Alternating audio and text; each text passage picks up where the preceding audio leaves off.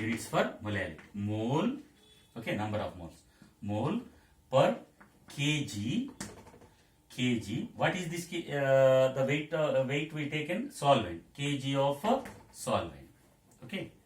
What is the formula of units of molarity? Mole per liter of solution. Here kg of solvent. That is the difference between these two. Okay. Of course, it is temperature independent. It is temperature independent. Number of moles and weight does not change with the temperature. So it is temperature independent. Right?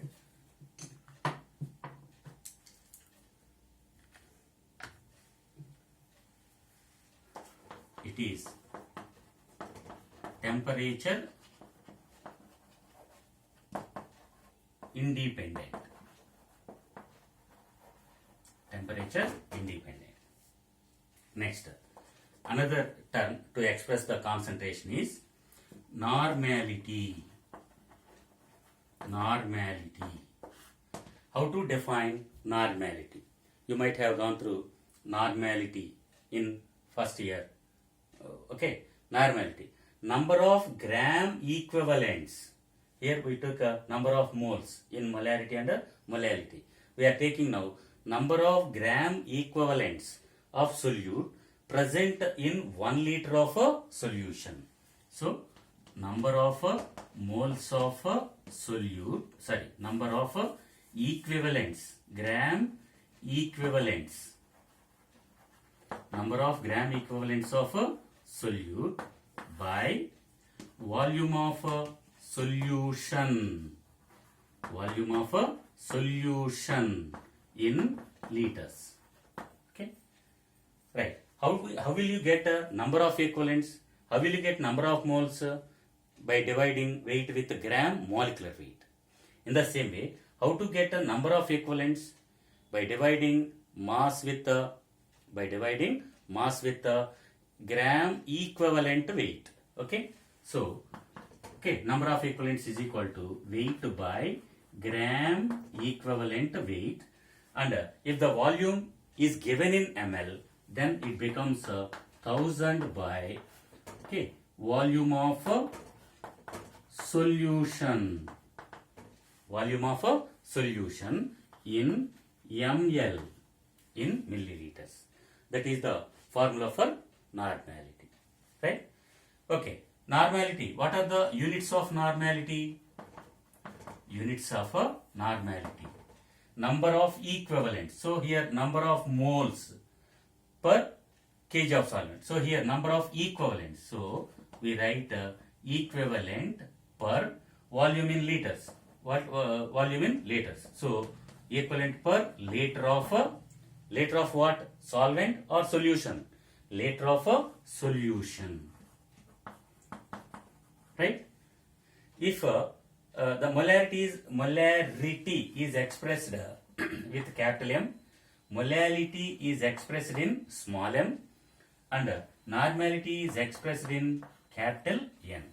Normality is expressed in capital N.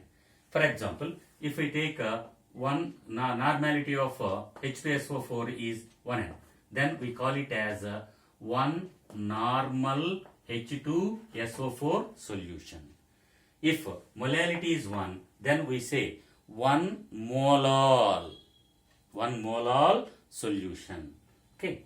Next, of course, as volume of the solution is present in the definition or formula, it is temperature dependent. It is temperature dependent. It is temperature dependent. Right? Okay. So, this is about normality. Number of gram equivalents of solute present per liter of solution at a given temperature. That might be, that should be mentioned. The temperature should be at a given temperature. That should be mentioned in the definition, because it is temperature dependent. Next, another method to express the concentration of solution is mole fraction. Mole fraction. Okay.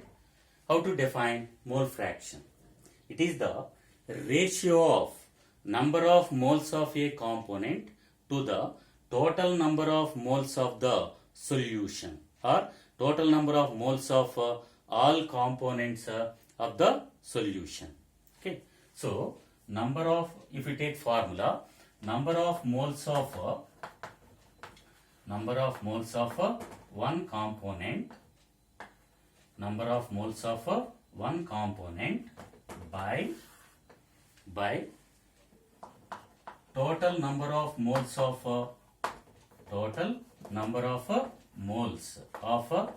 all components present in the solution. Okay, so this is the formula for mole fraction. Next, if N1 is the, we are taking binary solution. When we take a binary solution, it contains only two components, that is solute and solvent. Later, or if N1 is the number of moles of solute,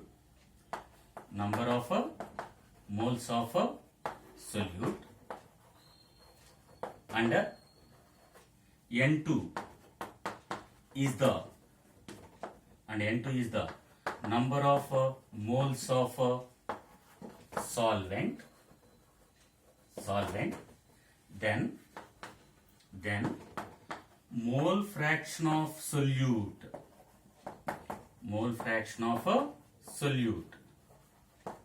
X1 is equal to number of moles of solute by total number of moles of solution, N1 plus N2.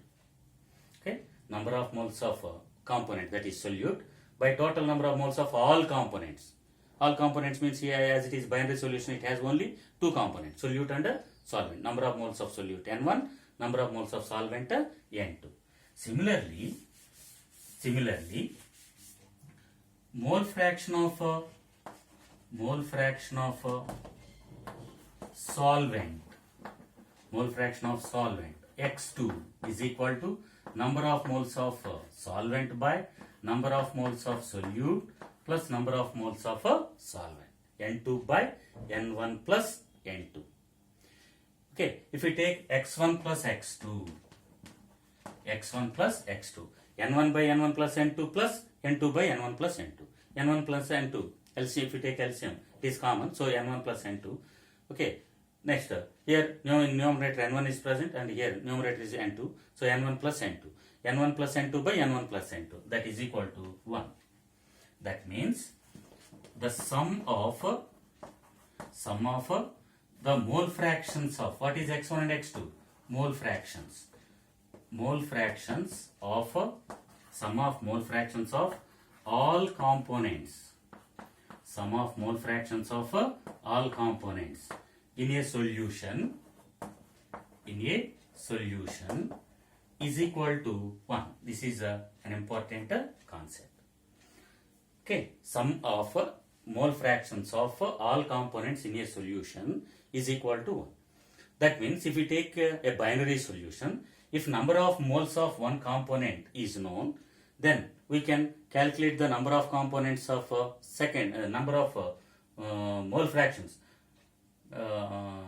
If mole fraction of one component is given, then mole fraction of second component is 1 minus, okay, mole fraction of the first component, right? X1 plus X2 is equal to 1.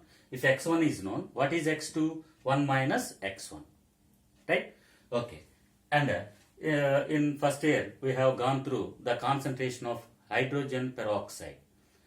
Okay, we have gone through another term, that is volume percentage or volume strength, not volume percentage, it is volume strength, 10 VH2O2, okay, 100 VH2O2, like that. That is a special term which is used to express the concentration of H2O2. So this is various terms of explanation of concentration of a solution. Of course, I mentioned in your notes. Okay, I am giving some notes for every lesson. In the notes, I gave some important formulae which are useful for IIT and NEET, okay, from which by using those formulae we can solve the problems within a small time or within a shorter period. Okay, they are shortcut methods or shortcut formulae to determine the concentration. If one concentration is given, we can determine the concentration, another concentration. Okay, if one concentration is given, then another concentration term we can convert it into another concentration term. You must go through simple those simple, okay, formulae which are very useful for IIT and NEET, right? Next, solubility. It is another term that we might have gone through in lower classes also. That is, what is solubility? Solubility. It is the weight of solute, the weight of solute that is required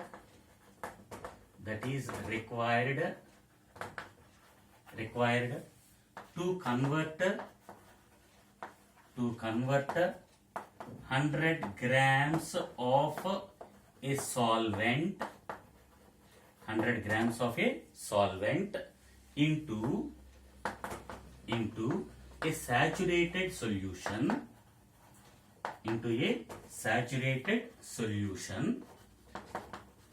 at a given temperature.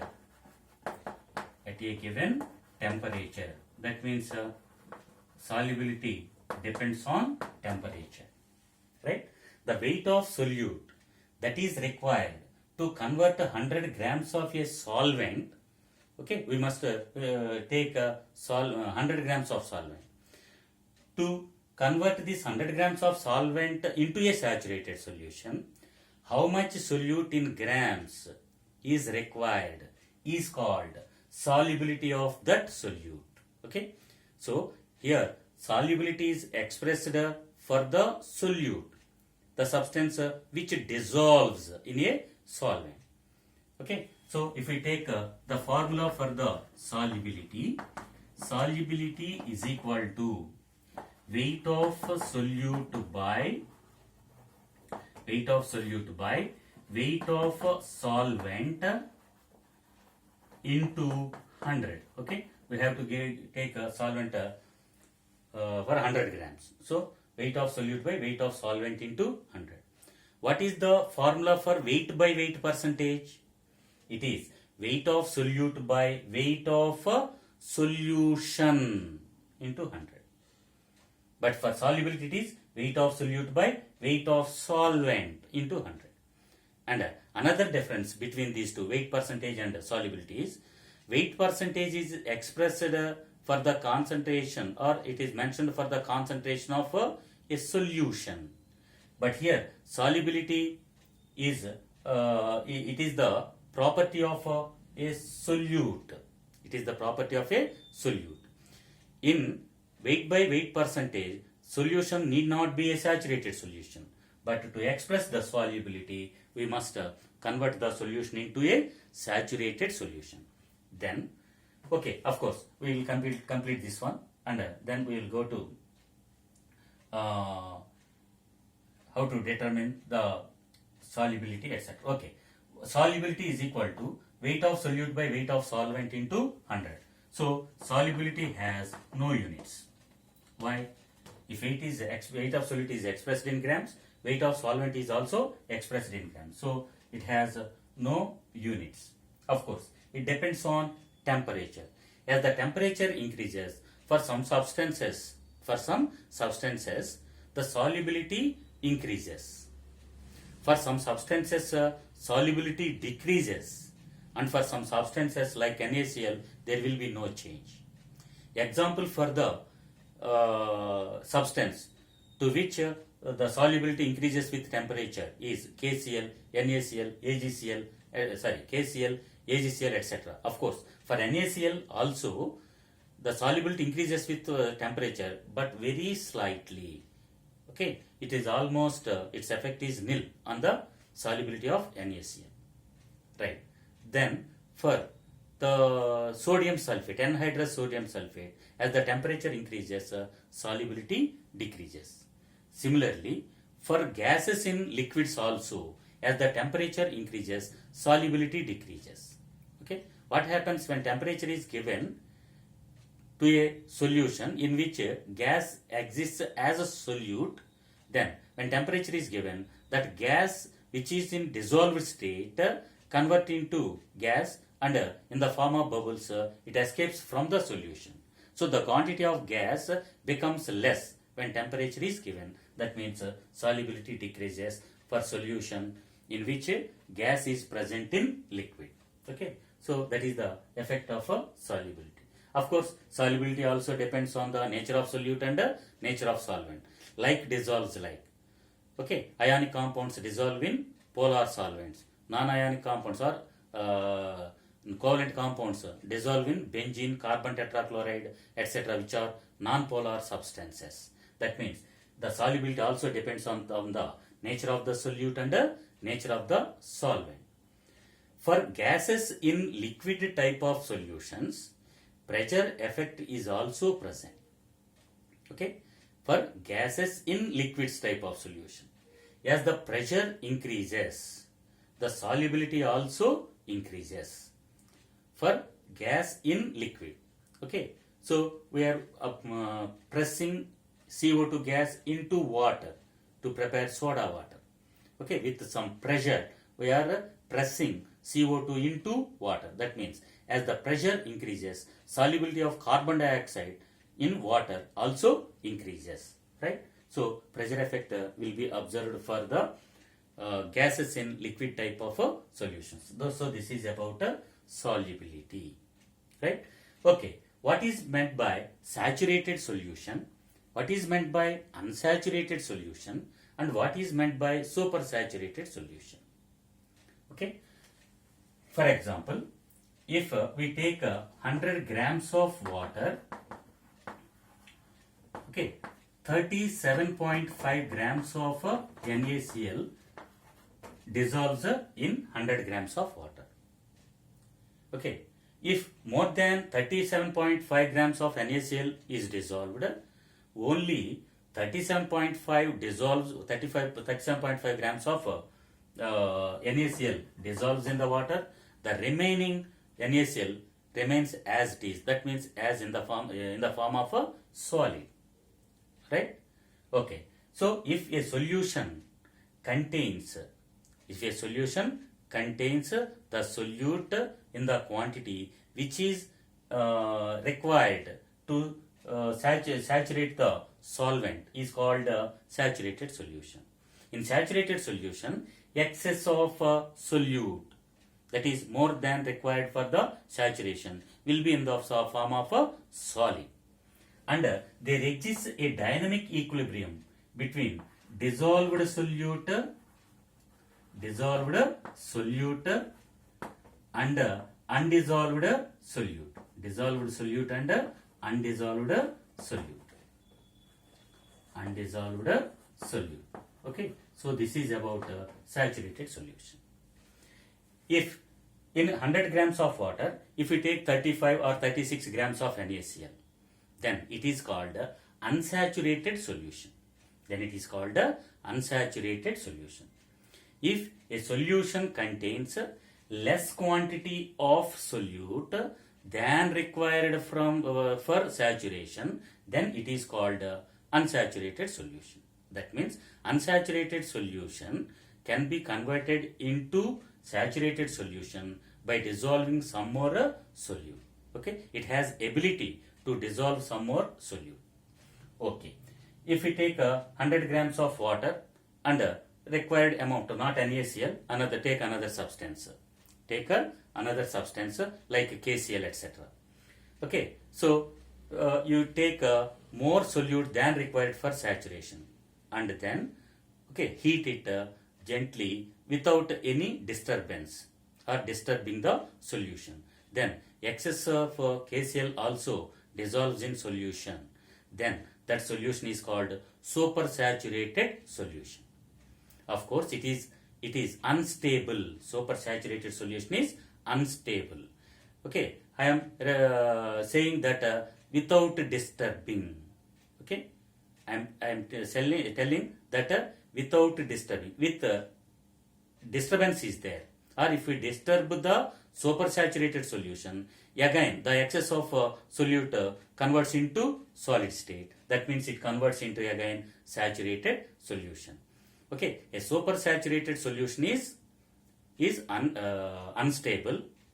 It can be converted into saturated solution by disturbing the solution, or by adding a small crystal of solute, or by scratching the walls of the vessel of the solution with a glass rod. Okay, that means it is supersaturated solution is unstable. So this is about solubility, and based on the solubility, division of okay, or distinguishing of different types of solution, that is saturated solution, supersaturated solution, and unsaturated solution.